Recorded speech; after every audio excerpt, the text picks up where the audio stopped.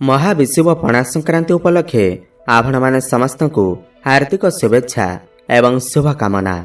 आपणकर जदि कन्या राशि हुई थाए तेबे एही भिडियोटी को थरे मात्र शेष पर्यंत देखंतु, काहेकि ना कन्या राशि व्यक्तिविशेष मानक पई आज रही भिडियोटी बहुत अधिक गुरुत्वपूर्ण रही अछि। आपणकर व्यस्तबहुल समय मध्यरु 10 मिनिट समय आपण निज पई दियंतु, काहेकि ना कन्या राशि व्यक्तिविशेष मानकर जीवन एही पणा संक्रांति ठारू बदलिबाकु जाउअछि।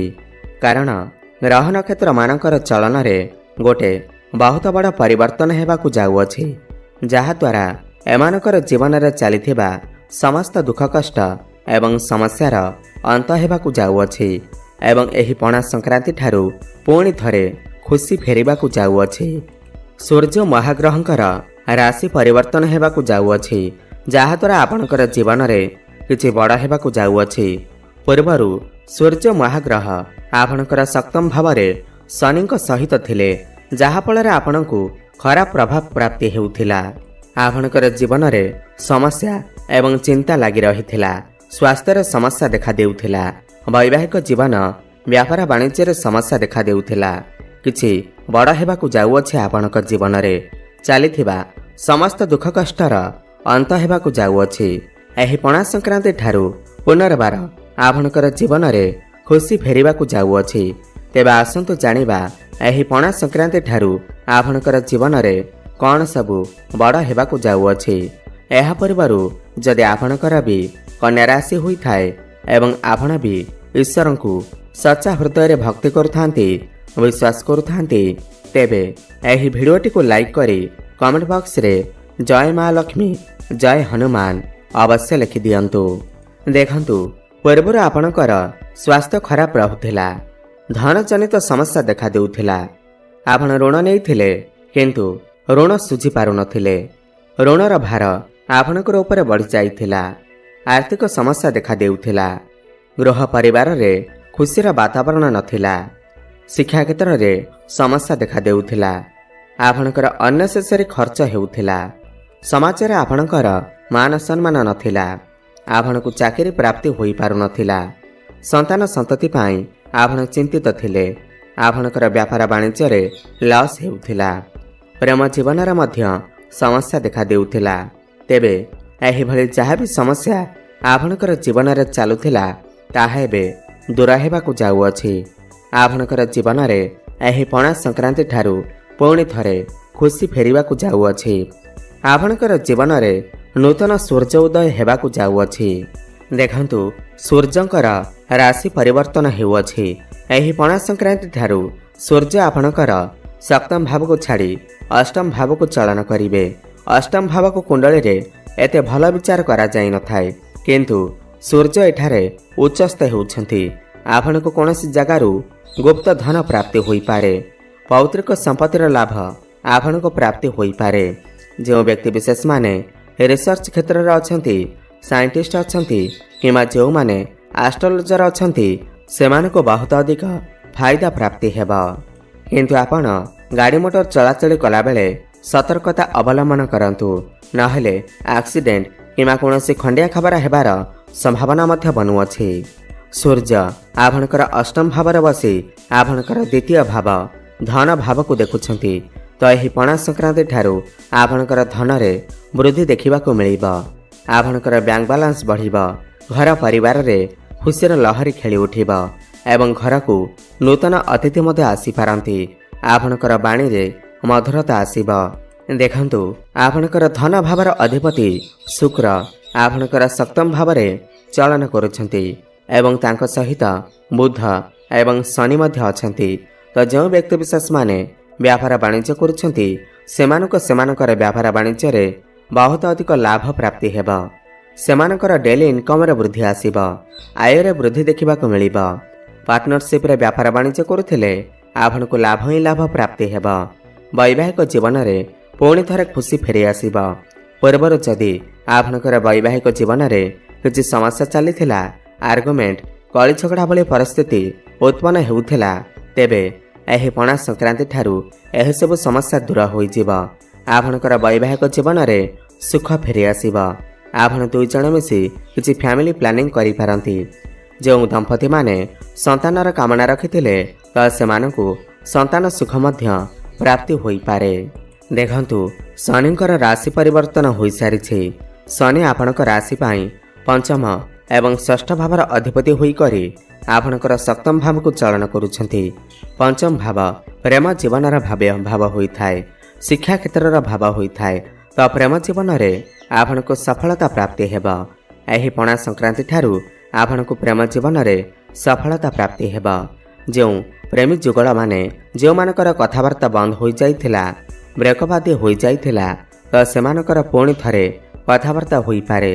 पैचअप हेबार मध्य संभावना बनुअछि। एवं जो माने भी सिंगल अछंती तो सेमानकु नूतन पार्टनर मध्य मिली पारंती। एवं आपणकर भल पाइबा विवाहर रूप मध्य नहीं पारे।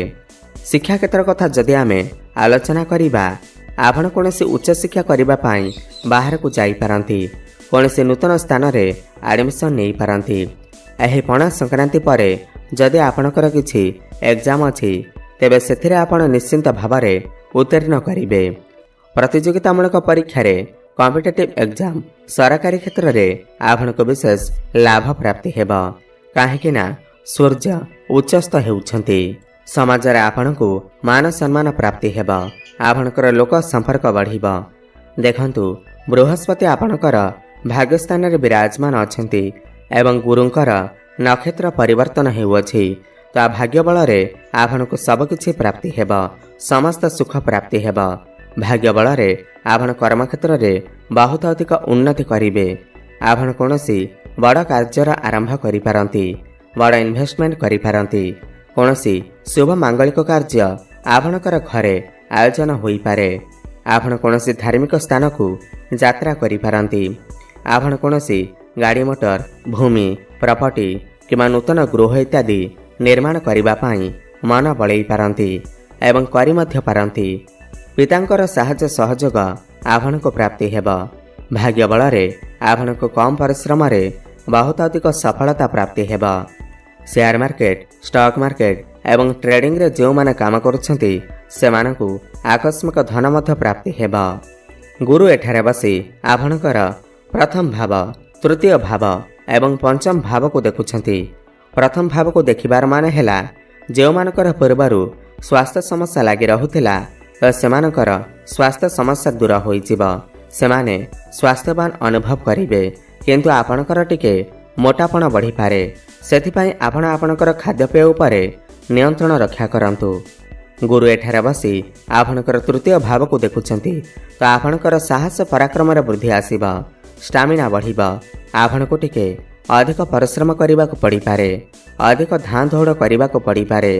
आ जो माने ऑनलाइन रे काम करुछंती, डिजिटल मार्केटिंग रो काम करुछंती, जो माने टीचर अछंती, मार्केटिंग रो काम करुछंती, ट्रैवल एंड टूर रो काम करुछंती, जो माने व्यवसाय वाणिज्य करुछंती सेमानकु एही पणा संक्रांति परे बहुत अधिक लाभ देखिबा को मिलिबा। आपण कोनोसी छोट मोट जगह को यात्रा मध्य करि पारंती। मंगलकर राशि परिवर्तन हेउछि। मंगल आपणकर एकादश भाव को लाभर भाव को चलन करुछंती। आपणकर कोनोसी गोटे बड़ इच्छा आपणकर पूर्ण होई पारे। कोनोसी गोटे खुशी खबर आपणको प्राप्ति होई पारे। बड़ भाई भौणकर सपोर्ट आपणको प्राप्ति हेब। चारि दिगरे आपणको लाभ ही लाभ प्राप्ति हेब। काहेकि ना एकादश भाव लाभर भाव होई थाए, इच्छा पूर्तिर भाव होई थाए। देखंतु आपणकर क्यारियर भावर अधिपति बुध आपणकर सप्तम भावर चलन करुछंती। तो एही पणा संक्रांति परे आपणकर क्यारियर रे उन्नति देखिबा को मिलिबा। कोनोसी एमएनसी कंपनी रु जॉब ऑफर मध्य आसी पारे। जो व्यक्ति विशेष माने बेरोजगारी अछंती, जो मानक पाखरे कोनोसी चाकरी बाकरी नाही, तो सेमानकु एही पणा संक्रांति परे निश्चिंत भावरे चाकरी प्राप्ति हेबार जोग बनुअछि। काहेकि ना सूर्य उच्चस्थ हेउछंती। कर्म क्षेत्र रे निश्चिंत भावरे आपण उत्तीर्ण करिवे। आपणकर ट्रांसफर होई पारे एवं जो माने बे पूर्वरु चाकरी करिसंती सेमानकर प्रमोशन हेबार मध्य जोग बनुअछि। कर्म क्षेत्र रे किछि बड़ परिवर्तन होई पारे। ऊपर ऑफिसरंकर सपोर्ट आपणको प्राप्ति होई पारे। आपण आपणकर कर्म को नहीं विदेश यात्रा मध्य करिपारंती एवं जो व्यक्तिविशेष माने विदेश जावाकू चाहूथिले तो सेमानकर सही मनर इच्छा निश्चिंत पूर्ण हेब एवं विदेश रही जो व्यक्तिविशेष माने कौनसी काम करुछंती सेमानको लाभ अवश्य प्राप्ति हेब एवं जो माने भी ऋण नहीं ऋण को सुझिबारे सक्षम होई पारु नथिले तो एही पणा संक्रांति परे सेमानकू ऋणरू मुक्ति मिलिजिब कोर्ट कचेरीर मामला आपणकर सपक्षरे जीव। तो मोटामोटी देखिबाकू गले एही पणा संक्रांति ठारू कन्या राशिर व्यक्तिविशेष माने समस्त क्षेत्र में उन्नति करने जाउछंती। ताहा शिक्षा क्षेत्र में हेउ, कर्म क्षेत्र में हेउ, व्यवसाय वाणिज्य क्षेत्र में हेउ, स्वास्थ्य में हेउ, समस्त क्षेत्र में उन्नति करने जाउछंती। अधिक शुभफल प्राप्ति करने पाई आपण प्रत्येक दिन प्रभु गणेशंकर आराधना करंतु। खास करी बुधवार दिन गोमाता को सबुज चारा खाइबाकू दियंतु एवं बुधंकर बीजमंत्र जप अवश्य करंतु। ओम ब्रांग ब्रेंग ब्रोंग सह बुद्धाय नमः 108 थर प्रत्येक दिन जप करंतु। शुभफल प्राप्ति हेब एवं प्रत्येक दिन सूर्य को जलार्घ्य अर्पण करंतु। हनुमान चालीसार पाठ करंतु। शुभफल प्राप्ति हेबा सहित आपणकर भाग्य रे उन्नति आसीब। धन्यवाद।